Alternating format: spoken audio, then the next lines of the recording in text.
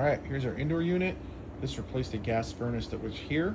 Notable changes between the original configuration and here is we had a 14-inch return, which was not enough for the 2.5 or 3 ton unit that was even there. We upped that to a 16-inch return and put a return in the living room on this side of the house for better return balance.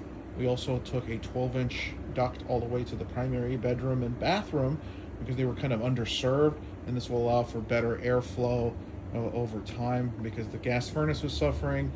And when we go into air conditioning, it's especially important that we have better airflow. This is the original furnace. It's 14 inches wide.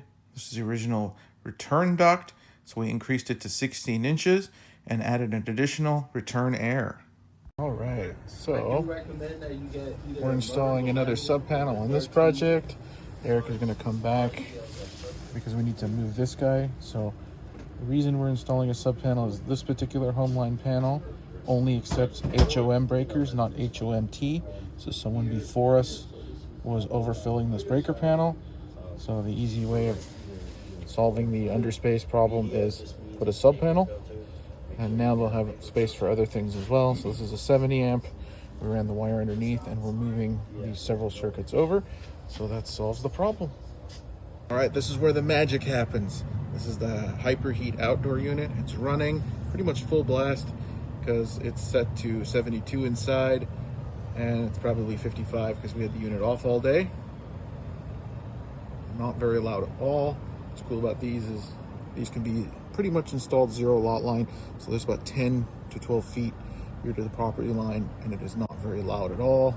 You couldn't really install a traditional heat pump, big square ones, because they don't meet any noise ordinances. So you have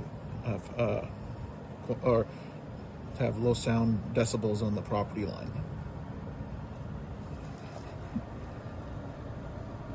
And then as a reminder to anybody buying a heat pump, or if you have one watching this, every now and then come check the back here.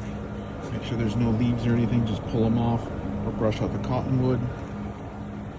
Shout out to Mason Industries, which built these awesome rubber isolators. We didn't used to have these before until a few years ago. So we had to unistrut and sound was going inside, or kind of cobble something together with rubber pads, but now the problem is solved. And then we got the sumo risers underneath.